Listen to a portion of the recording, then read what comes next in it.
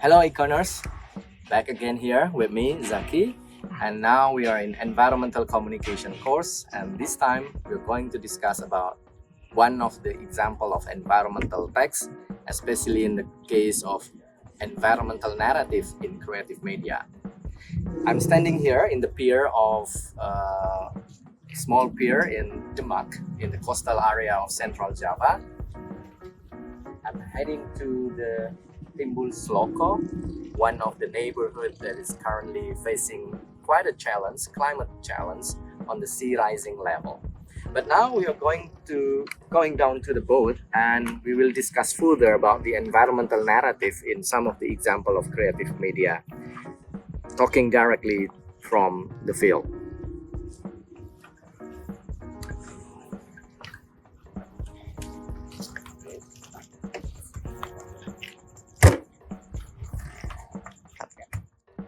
So I'm now on the boat heading to the Timbulsloko neighborhood in the coastal area of Demak, one of the town in Central Java. And as you can see, we are surrounded by water.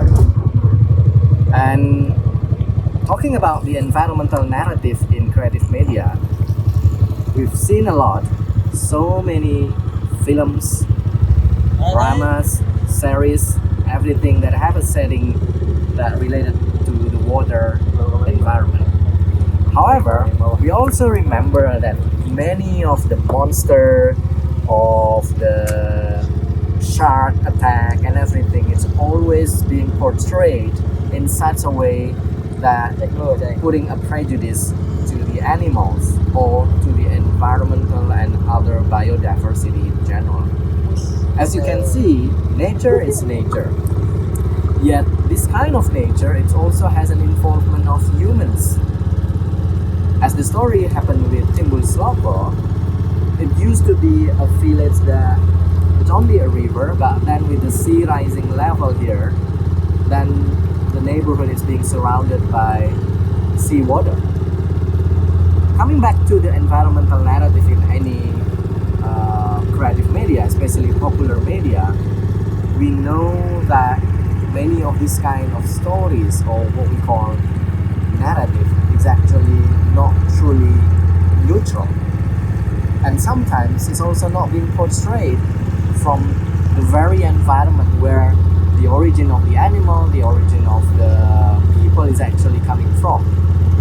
So in this context, we have to understand that any kind of portrayal of animals, characters, and also human beings and communities that live in the natural environment is actually not being narrated by the people or by the living environment itself or by the living animal there.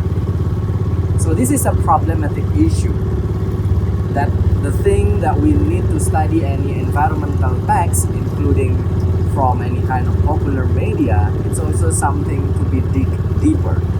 Because we just seen that shark attack, for example, or whales or any kind of anaconda monster and everything is actually part of of course it's a fictional narrative, but again, when it comes to environment, we need to understand what it's actually the story is about. Even though it's a fictional story, we still need to hear the voice of the people, the voice of the neighborhood, even the voice of non-human actors, including animals, including nature and the water. So that's the whole story with this environmental narrative that shown in any creative media, and we need to be very, very critical on it.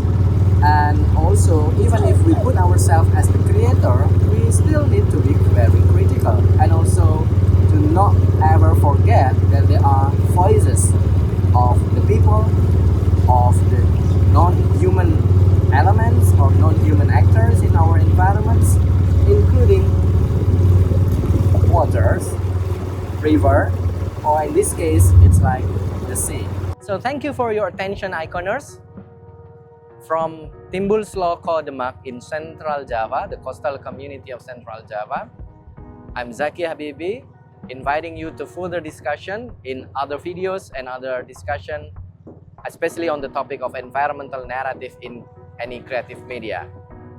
So have a lovely and enjoyable and insightful learning process in this topic, and signing off for now. I'm going to continue my journey.